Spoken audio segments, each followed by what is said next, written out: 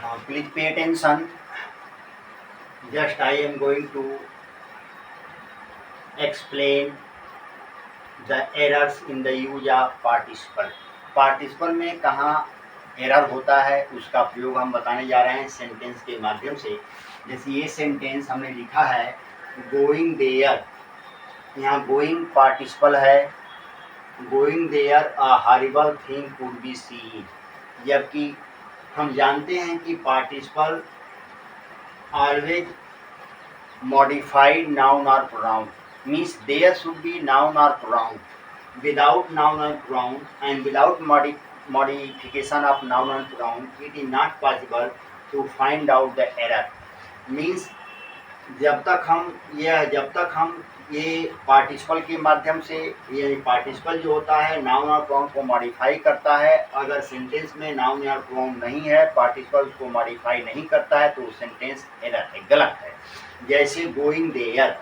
इसके बाद कोई नाउन या प्रोनाउन आना चाहिए लेकिन ये नहीं है। A horrible thing could be seen, इसलिए this sentence is wrong, this sentence is wrong, ये सेंटेंस गलत है। इस सेंटेंस को होना चाहिए था going there I could be seen, I could see, I could see a horrible thing, a horrible thing। मैं सेंटेंस हो गया going there I could see a horrible thing, ये सेंटेंस सही है। यानी ये सेंटेंस को होना चाहिए था going there I could, means या गोइंग जो है आई को मॉडिफाई कर रहा है। आई एक प्रोनाउन है जिसको गोइंग इसको मॉडिफाई कर रहा है, अर्थात इसकी विशेषता बतला रहा है, एडजेक्टिव का काम कर रहा है कि going there I could see a horrible thing, ये सेंटेंस सही हुआ। अगर इसको लिख दें going there a horrible thing could be seen, क्योंकि ये सेंटेंस पैसिव वॉइस में है, ऑब्जेक्ट सब्जेक्ट बना लिया गया है, पैसिव वॉइस में सेंटेंस तो सही है, लेकिन चूंकि यहाँ पर प्रोनाउन गोइंग को मॉडिफाई कर, या जो गोइंग जिसको मॉडिफाई करता है वह नाउन प्रोनाउन को आना आवश्यक है, इसलिए यहाँ पर आई का प्रयोग करिए, ही का प्रयोग करिए, शी का प्रयोग करिए, वी का प्रयोग करिए, दे का प्रयोग करिए, मतलब यहाँ कोई नाउन प्रोनाउन राम का प्रयोग करिए, मोहन का प्रयोग करिए, यानी किसी नाउन प्रोनाउन का आना है आवश्यक है। इसलिए यहाँ पर है going there I could see a horrible thing, या going there he could see a horrible thing, या going there we could see a horrible thing, या going there they could see a horrible thing, ये sentence सही होगा। इसी तरह से है being a very hard day I did not go out, क्योंकि यहाँ पर ये पार्टिसिपल है, बी का बीइंग हो गया है, बी जो है बीइंग हो गया है, क्योंकि यहाँ वेरी ये डिटर्मिनर है, वेरी एडवर्ब है, हार्ट एडजेक्टिव है, क्योंकि वेरी जो है यह एडवर्ब है, वह हार्ट एडजेक्टिव को मॉडिफाई कर रहा है। ये जो है ये यहाँ पर ये जो है आर्टिकल का प्रयोग या डिटर्मिनर का यहाँ काम कर रहा है। डिटर्मिनर भी एक एडजेक्टिव ही होता है और यहाँ पर ये डिटर्मिनर का काम कर रहा है। तो being a very hard day I did not go there, it means जो बीइंग है वह किसी को मॉडिफाई करेगा, अर्थात यह एब्सोल्यूट के रूप में होगा, इसलिए यहाँ पर होना चाहिए था इट, क्या होना चाहिए, इट बीइंग होना चाहिए, it being a very hot day, it being a very hot day I could not go out होना चाहिए था क्या, इट बीइंग, क्योंकि नॉमिनेटिव एब्सोल्यूट है, इसलिए बीइंग से पहले अर्थात पार्टिसिपल से पहले ये किसी भी यहाँ पर सब्जेक्ट का आना अर्थात किसी भी नाउन प्रोनाउन का आना आवश्यक है, इसलिए it being a very hard day, क्योंकि हार्ड डे के लिए इट आया हुआ है, इट जो है वेरी हार्ड डे के लिए आया हुआ है, क्योंकि यह न्यूटर जेंडर में है इसलिए यहाँ इट का प्रयोग किया जाएगा। तो it being a very hard day I did not go out, ये सेंटेंस हमारा सही है, ये सेंटेंस गलत है। यहाँ पर sitting on the branch the monkey give up, sitting on the branch, क्योंकि यहाँ पर सीटिंग जो है जिसको मॉडिफाई करना चाहिए था वो यहाँ पर नहीं है, इसलिए इसको सेंटेंस को होना चाहिए था, ये सेंटेंस रॉन्ग है, होना चाहिए द मंकी गिव आउट, यानी ये द मंकी गिव आउट, ये डिपेंडेंट ये इंडिपेंडेंट क्लास पहले हो जाएगा, the monkey give out while sitting on the branch, while sitting on the branch, ये सीटिंग जो है मंकी को मॉडिफाई कर ये सीटिंग मंकी को मॉडिफाई कर रहा है, क्योंकि मंकी जो है वो पेड़ पर बैठा था, यानी पेड़ की डाली पर बैठे हुए मंकी यानी बंदर की बात हो रही है, इसलिए the monkey gibbered while sitting on the branch. इसको इस तरह लिखेंगे। अगर लिख दें कि sitting on the branch the monkey gibbered, ये सेंटेंस गलत होगा, इसलिए यहाँ पर हमको यहाँ पर लिखना होगा the monkey gibbered while sitting on the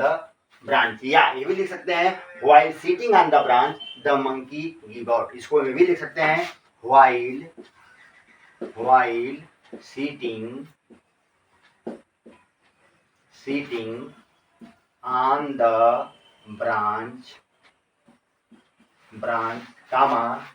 the monkey giver इसको हम ये भी लिख सकते हैं, ये भी सेंटेंस सही है, यानी the monkey gibbered while sitting on tree या while sitting on the branch the monkey gibbered, ये भी सेंटेंस सही है। उसी तरह working in the field a snake beat him,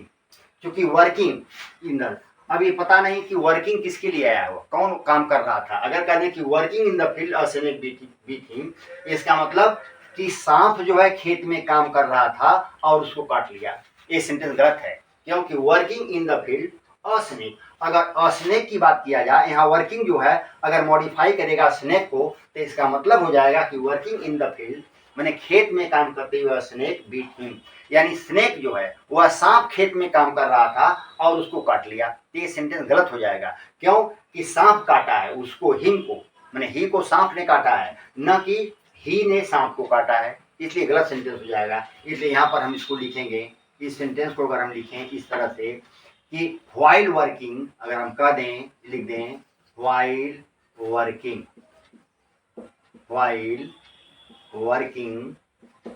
in the field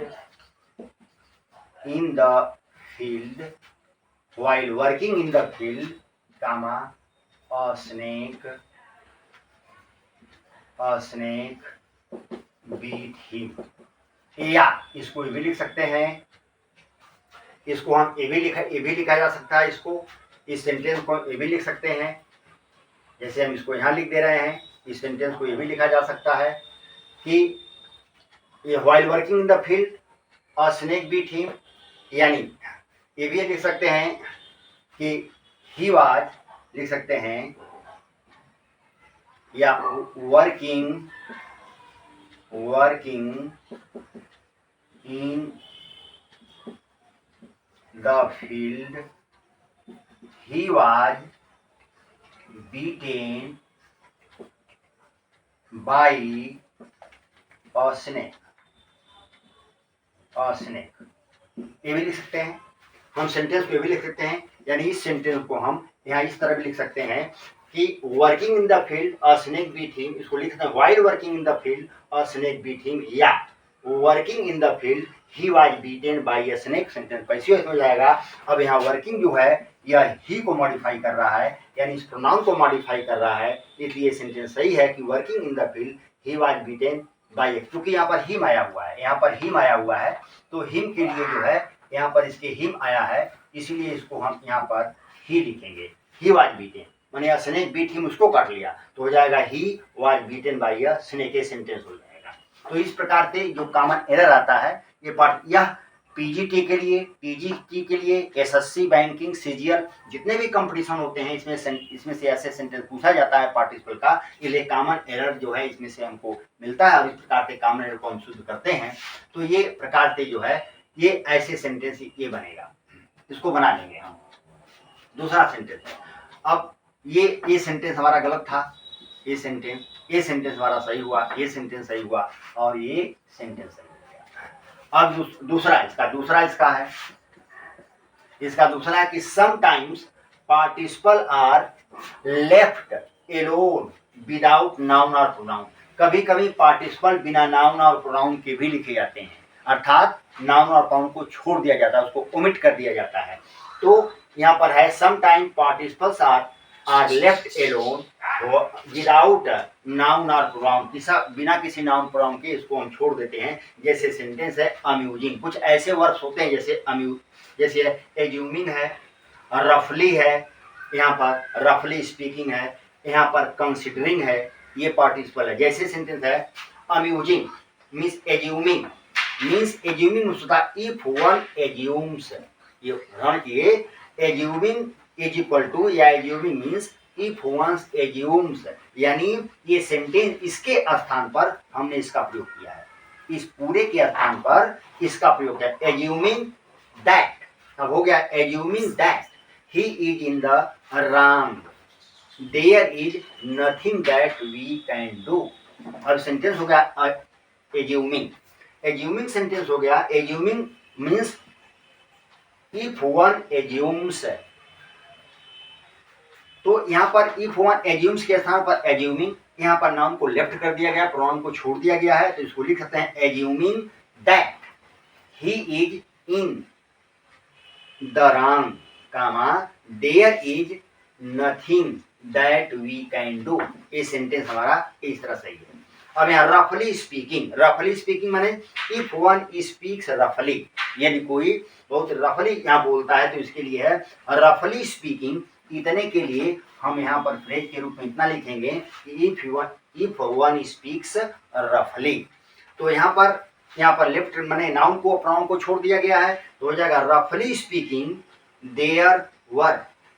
200 people in the hall. अब sentence हो गया रफली speaking there were 200 people in the hall. ये सेंटेंस हमारा इस तरह सही होगा, यानी स्पीकिंग रफली, यानी नाउन प्रोनाउन को यहाँ पर लेफ्ट कर दिया, छोड़ दिया गया है, यानी जो छोड़ा गया है उसको हमने पोस्ट में लिख दिया है कि इसको छोड़ दिया गया है। जैसे यहाँ पर हमने पोस्ट में लिख दिया है जिसको छोड़ा गया है, इसको हमने ब्रैकेट में कर दिया है, ब्रैकेट में कि इसको छोड़ दिया गया है। एज्यूमिंग का मतलब इफ वन एज्यूम्स है, इसको छोड़ दिया गया है, ये लेफ्ट कर दिया गया, इसको ओमिट कर दिए हैं हम। Assuming that he is in the wrong, there is nothing that we can do. उसी तरह से है रफली स्पीकिंग इफ वन स्पीक्स रफली, यहाँ रफली स्पीकिंग के लिए है इफ वन स्पीक रफली, इसको डिलीट कर दिया, यानी इसको ओमिट कर दिए हैं हम। और रफली स्पीकिंग देयर सेंटेंस हो जाएगा रफली speaking there were 200 people in the hall. उसी तरह कंसिडरिंग है, कंसिडरिंग के लिए इफ वन कंसीडर, इसका मतलब हो जाएगा इफ वन कंसीडर, कंसिडरिंग का मतलब if one considers all these points the man could be excused. यहाँ पर sentence considering all these points, considering all these points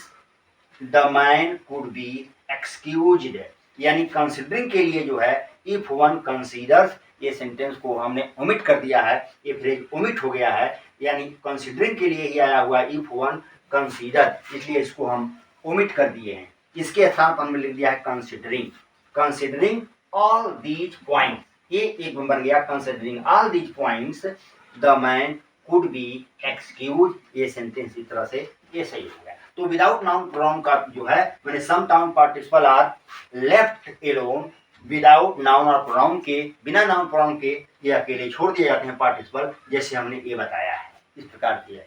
इसको आप लोग स्क्रीनशॉट ले सकते हैं और इसको देखिए, परीक्षा के दृष्टिकोण से बहुत ही महत्वपूर्ण है ये, और ये हर कंपटीशन के लिए बहुत महत्वपूर्ण है। इसको वॉच करिए और लाइक और सब्सक्राइब जरूर करिए।